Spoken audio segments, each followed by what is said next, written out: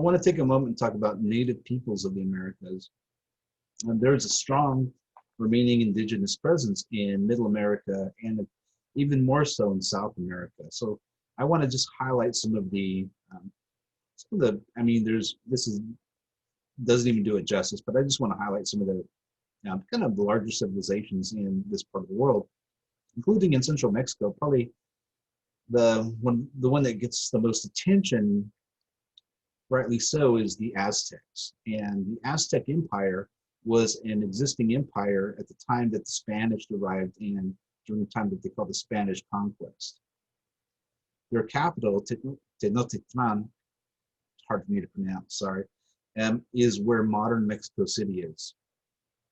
You can't see much of the old city because Mexico City, the Spanish really built that on top of the existing capital of the Aztecs.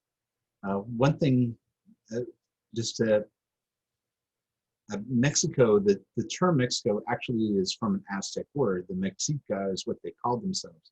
So there's a strong Aztec cultural influence, within Mexico. But the Aztecs weren't the only ones by far. There's a number of other civilizations and cultures that emerged in Mexico and other parts of Middle America, including things like Teotihuacan. This is a pre-Aztec civilization, which still remains. You can go visit it. And at one time, it was so big and had so many people that it rivaled cities in Europe at the time as far as population goes. So you have some really high population, densely populated areas where people are practicing agriculture and building a lot of monuments and so forth.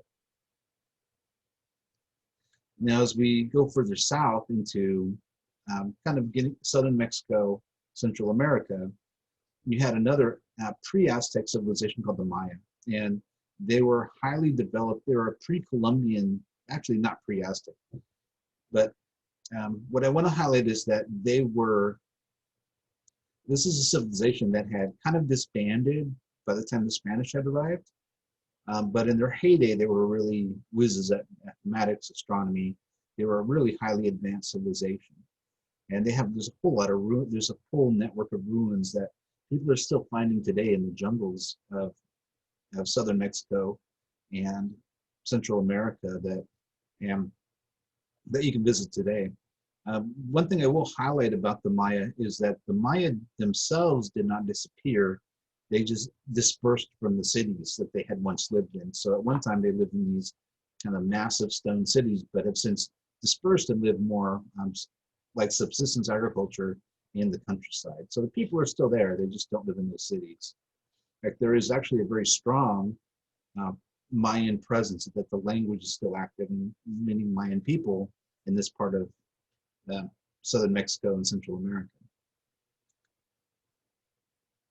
And we'll just include the rest of it since we're here. As we go into South America, there was a much higher indigenous population even in South America than even in Middle America, including the Inca Empire. And this is the largest empire in the Americas. It included Peru, and basically the mountainous western part of South America was really the stronghold of the Inca Empire. And when we cover South America, we'll see that there is still a very strong indigenous presence in that part of South America, in the area of the Andes Mountains and the high valleys there. Now, this is kind of showing some of the environments that they lived in. They had very diverse agriculture. And one thing in a classroom, I often ask, why do you think they had such a diverse set of crops? And I won't make pause here and make you guess about it. You can pause it if you want to. It's YouTube. And one reason is because of altitudinal zonation. So we talked about how different kinds of crops can be grown at different elevations. And that was true for the Inca as well, because they lived in this mountainous environment. They had access to many different types of environments where they could grow different kinds of food. More tropical at the lower elevations, more cold weather crops at the higher elevations.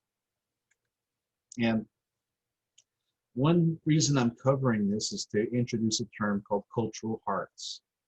And these are regions where civilization followed domestication. We've talked about the Neolithic revolution or food producing revolution, where you had these civilizations that emerged because of people growing crops. Now, and the term for these civilizations that emerge where you have this crop growing is called cultural hearths. And there's two of them in this part of the world that we're covering, Middle America and South America. In Middle America, we have this sort of combined region called the Mesoamerica. So near Mexico and parts of Central America, the Mesoamerican cultural hearth includes both the Aztec and the Mayan empires. These are kind of collected together as the Mesoamerica, which means Middle America, by the way, like the Meso or Middle American cultural hearth. You have a separate cultural hearth in South America in the Andes. We might call this the Andean cultural hearth, kind of in this area of the Inca Empire. And we don't have to worry about them now, but we're going to be looking at other cultural hearths as we get to them in different parts of the world. But I want to highlight these two here. Now, the arrows kind of show where, so in Mexico, the big crop is corn or maize, and we'll just call it corn, so we have to call it that, corn or maize as the big domesticated crop. And maize production actually then dispersed into other parts, so even down into out into islands, into the Inca, and also up into the Americas as well. And so we actually have these sort of secondary civilizations that emerge. Since we didn't talk about them in the North American realm, I'll just highlight the two. One is the Mississippian civilization. And you go back for a second. That's up here near the Mississippi. The other is going to be the Anasazi in the American Southwest. So the Mississippian civilization, kind of in the area of the Mississippi River, thus the name, and they had extensive corn, corn was brought from other parts of Middle America and kind of established in the Mississippi region as well. One thing they're well known for, these massive earthen mounds that they built, that you can still visit some today. At one time, people didn't know if they were man-made or not, that they were some type of geologic feature, but it turns out they're these massive man-made mounds that the people had built. In Southwest, you had similar amazing architectural feats like the building of dwellings within these sort of canyon areas. So the Anasazi were also a corn growing culture in the American Southwest. Now, one thing I do want to highlight is that, particularly in southern Mexico and down into Central America, you still have a very strong indigenous presence. This figure is showing areas where native languages, not like non-Spanish, are spoken by more than half of the people. So in these shaded areas, more than half of the people speak a language other than Spanish, such as Mayan down here in the Yucatan Peninsula and in parts of Central America. A number of other indigenous languages as well. That's just one example.